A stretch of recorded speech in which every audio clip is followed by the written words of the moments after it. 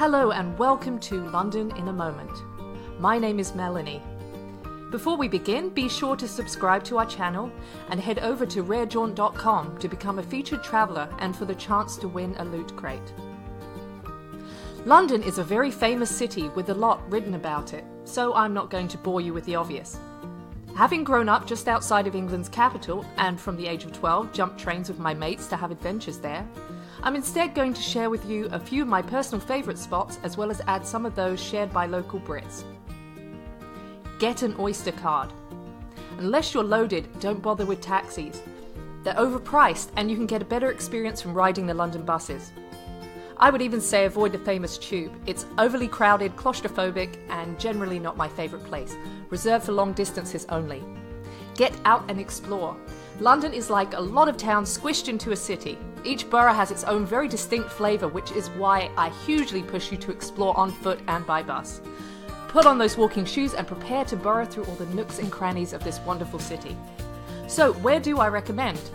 Remember, most London museums are free, so take advantage. My personal picks would be the British Museum, the Natural History Museum, and the National Portrait Gallery. What else? Okay, I quite enjoyed the Temple Church with its unique history and have spent a multitude of entertaining hours listening to, and sometimes heckling, the speakers in Hyde Park Speaker's Corner. Put your sensitivities aside and prepare to have a good argument. Pubs. Who doesn't want to experience the magic of good old English pub? My vote goes to Ye Olde Cheshire Cheese off of Fleet Street, which had to be rebuilt after the Great Fire of London in 1666. Cosy atmosphere to chug a good pint of ale or sip on a G&T. Speaking of gin, I've heard splendid things about the City of London distillery on Bride Lane. Ye Olde Mitre in Holborn is another classic, as is the City of York. For a riverside pint, look no further than the prospect of Whitby and Wapping. For a fun atmosphere and local live music, visit my old favourite, the Hope and Anchor in Islington.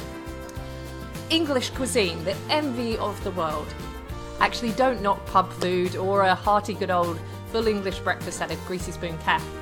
But London now does have an excellent selection of eateries that mostly encompasses all budgets. For cheap eats, visit any local sandwich shop / bakery or go to Pret a Manger. For Indian and Pakistani fare, head to Brick Lane. The Brits are generally quite obsessed with the South African Portuguese chain Nando's. Although just a step up from fast food, it still is pretty tasty and somewhat cost effective. Those of you into cheese should look no further than Paxton and Whitfield cheesemongers dating back to 1797. I also hear Jalupo is brilliant for gelato. Cheers for the recommendation, Anna. What am I forgetting?